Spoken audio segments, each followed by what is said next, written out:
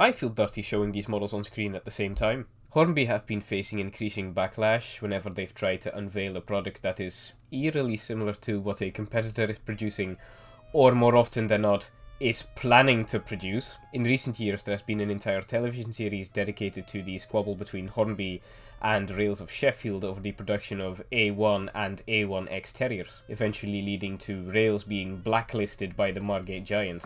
Hornby got off relatively well though, considering the Rails Terriers were allegedly plagued by duds and poor decoration.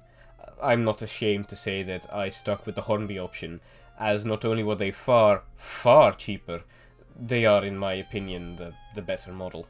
At the beginning of 2022, Hornby proudly unveiled that they were working on a double-gauge model of the Liverpool and Manchester Railway locomotive Lion. Whilst it was public knowledge that Rapido Trains have the exclusive rights to produce the locomotive in its iconic, fictional, Titfield Thunderbolt livery. Hornby have since removed any and all mention of their plans to produce the model. However, I downloaded the original YouTube premiere, and so Hornby's blatant breach of copyright is still available for all to see. Titfield Thunderbolt. 2 train packs featuring Lion.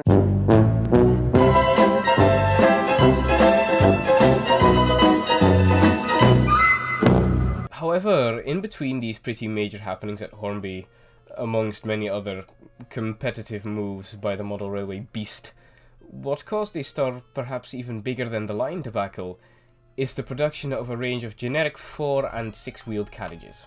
At the time, that is 2021, it was well known that the Widnes-based Hatton's model railways had long been preparing for the production of their very own range of so-called Genesis coaches. From the get-go, as soon as Hornby showed their renders of the generic coaches, it was very obvious that they lacked the detail and finish that Hattons have made themselves a name for.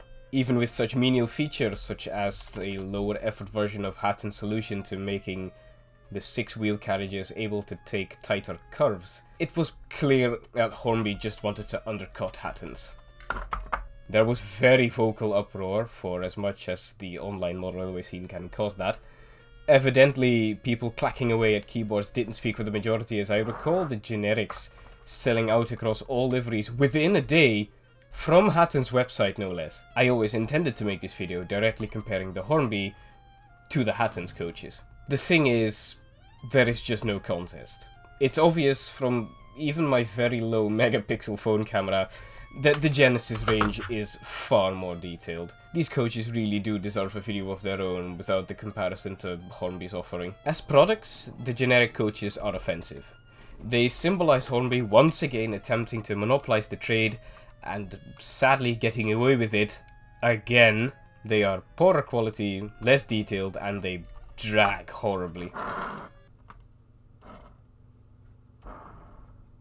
That being said, I do think, being completely fair, as models they are not as offensive as I initially thought. Yes, they are obviously poor when compared to the Genesis range, but again, that range might as well be the best of the best where steam-era carriages are concerned.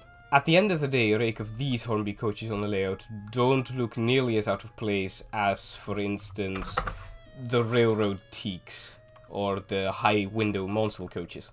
I dislike that the Hornby generic coaches exist. However, I do think it would be unfair to completely write them off as believable, if less detailed, rolling stock.